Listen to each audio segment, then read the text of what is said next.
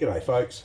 So I thought I'd do a bit of a video on constructor brush and rebuilding your constructor brushes.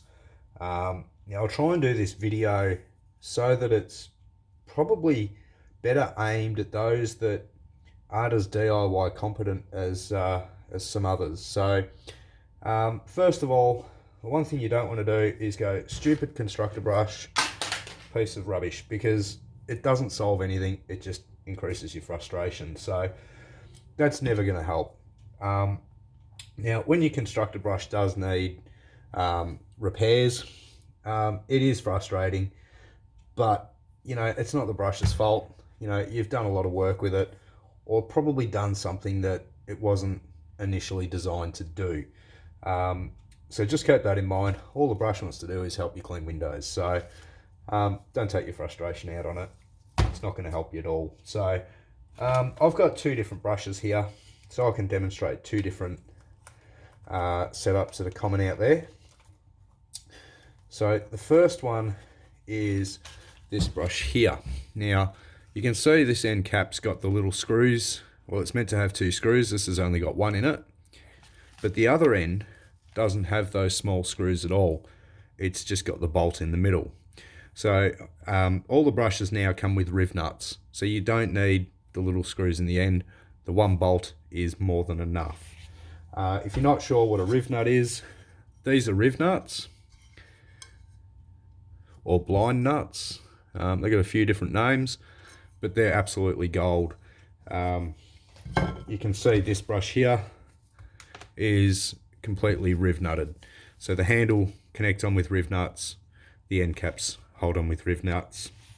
This brush is generally the same.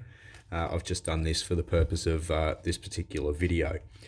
Now this has also got a plastic push fit elbow and the three-way push fit T-piece in 8mm in the bottom. Now your brush might not have that. You might have the metal T-pieces in the bottom. They're fine. They're just not going to allow as much water to flow around the brush as what this setup would. Easy change.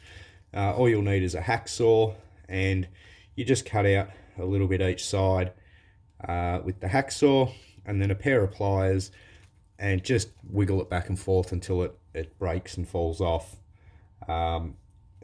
Ideally a little bit of a clean up with a file, and it should be good to go. But either setup is fine, but this is the way all the brushes are running.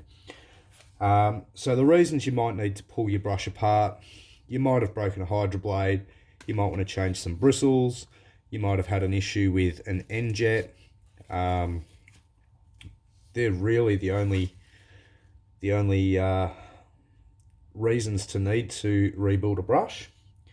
So what I'll do, I will show you on this particular brush here, because it's probably a little bit more fiddly, and it's using the standard hydro blade, not the new hydro blade 2s. Now I can't see any reason that you could damage this.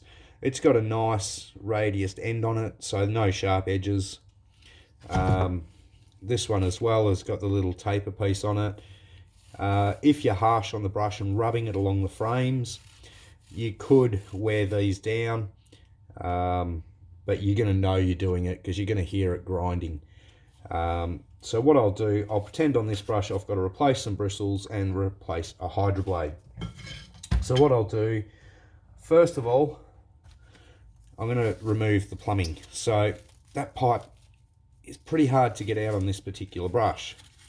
So what I'll do, I'll just put a small flat blade screwdriver in underneath, and I'll just leverage it out.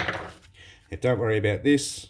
This isn't, that's for a different reason, but for the purposes of this video, it won't make any difference. So what you do is just lift it out, disconnect your T-piece, and just gently remove the hose from its slot. Same around the end caps.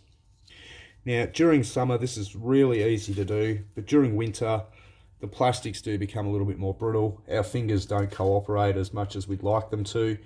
So just keep that in mind. And it's probably something that you best sort of take inside, let your brush warm up, or use a heat gun or a hairdryer and just try and warm them up a little bit.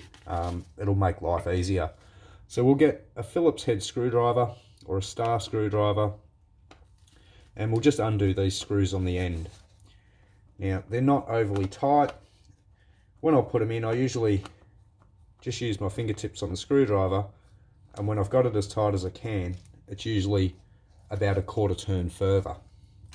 So they're not overly tight. And take out this one.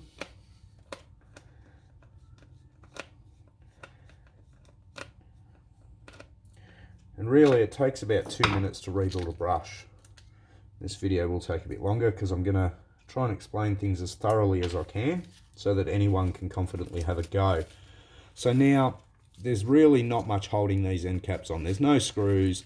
The plumbing pipe is out of its channel, but it is still attached to the hydro blade. So what I'm going to do, just use my finger to steady the hydro blade. I'll use my other fingers to squeeze the bristles, and I'm just going to gently wiggle that cap side to side and apply a little bit of side pressure. Now it's come away from there, and I can pull it out.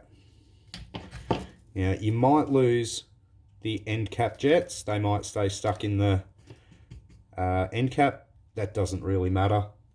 They're the same way, they just press in, and taking them out, just steady the tube with your thumb and just gently twist them while applying a medium pressure to remove them.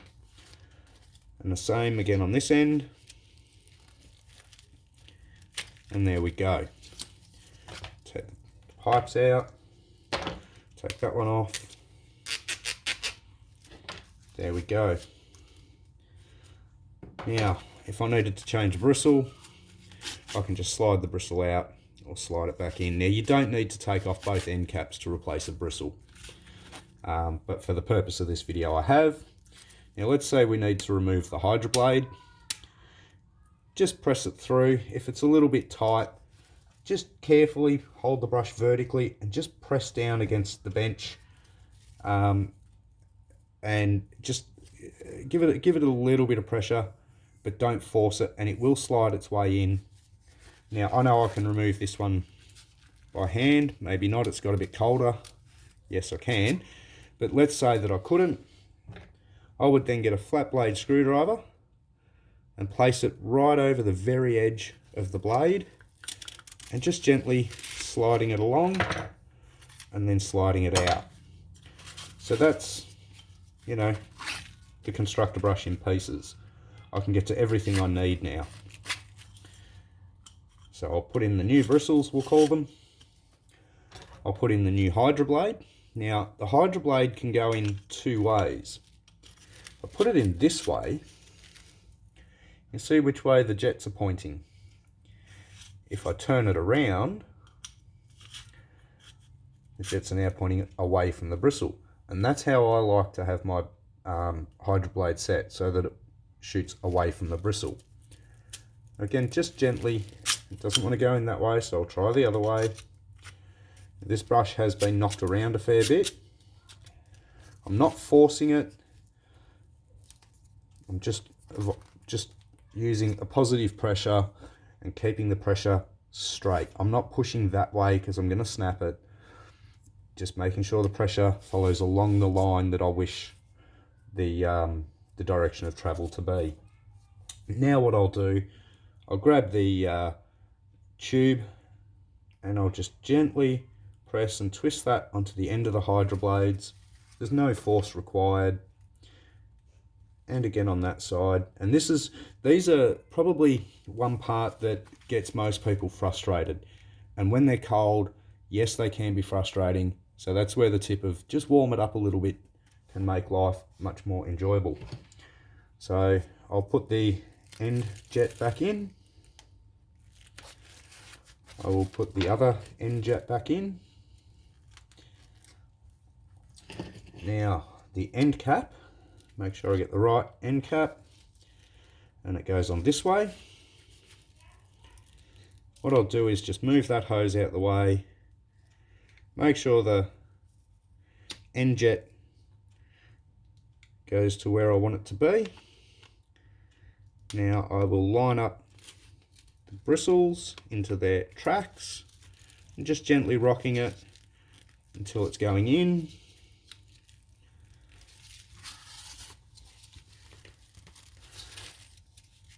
What's going on here?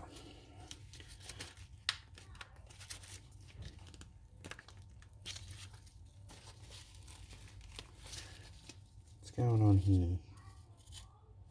Okay, it didn't want to go, so I've just stopped and had a look, and one of my bristles wasn't in the track properly. So there was a reason that it wasn't sliding on. One of my bristles, I'll show you on this end, wasn't going into the track properly. It was going to the side and stopping it.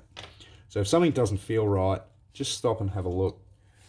It's not a race, and the more calm of mind, the less risk of damage there is to yourself, your equipment, and anything else that may be in the vicinity. So again, same at the other end, just lining the bristles up with their tracks and just gently back and forth until it's on. And again, I've got a bristle that's not wanting to sit properly, so just press that in with my fingernail. I'll just use, there we go, just pressing it back into its slot. Now this brush has hardly been pulled apart, so you can think of this as being a brand new brush, and when everything's new it's a lot tighter. And it's actually not that warm here at the moment. I'm shivering slightly. So the end caps are on. Now I will just press that tubing in. Again, they go in nice and easily. Pressing it into those connection points, and then you'll put your T-piece back in. The brush is assembled. Put your screws back into the connecting the end caps to the main channel. So I just started it by finger. I'll use the Phillips head and just take that down as far as I can with the fingers. Now what I'll do is give it just a little bit of a snug. Doesn't have to be over tight. That was less than a quarter turn. You'll know when it's tight enough. And put this one on. Snug it down. That's ready to go back to work. So that's all there is. Now what I like to do, now I can be a little bit pedantic with my equipment, but my equipment very rarely lets me down. If it does, it's because of something that I failed to spot, because I failed to check. So every time I'm going to put a brush on the pole, I'll have a quick look at it. Make sure, yes, end jets are in there, all the bristles are there, the hydro blade's there, the screws are in the ends of the end caps. The end caps feel pretty tight, so that's good, and the handle's secured nicely on there. The fittings are there that I need. Make sure that that connection's tight. If not, just undo your lever, give it a turn, and then just press it back down, and it's good to go. So there's really not that much that can go wrong with a modern Constructor brush. We've got a nice heavy duty fitting here, another one here that allow full flow of water through to the hydro blade. The ends have got a nice angle to the end, a chamfer on the end, so there's no square edge to catch or knock. It doesn't have jets sticking out, they're all flush. So there's really not a great deal that can go wrong with it. The things that could go wrong is you could get cracks in the end here. That doesn't matter. I don't have that brush with me. I've actually got brushes where I've cut this off on purpose, but I do modify most of my equipment. That's probably about all there is.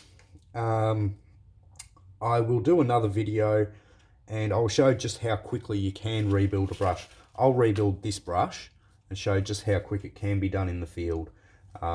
So I'm not sure if there's been any tips for you guys there, or if it's been helpful for the guys that aren't as DIY orientated. Give it a shot. Take your time with it. This is a great thing to do on a rainy day. Just sit down with a cup of coffee, or a Jack Daniels if you prefer. I know I do. Unfortunately, it's coffee tonight.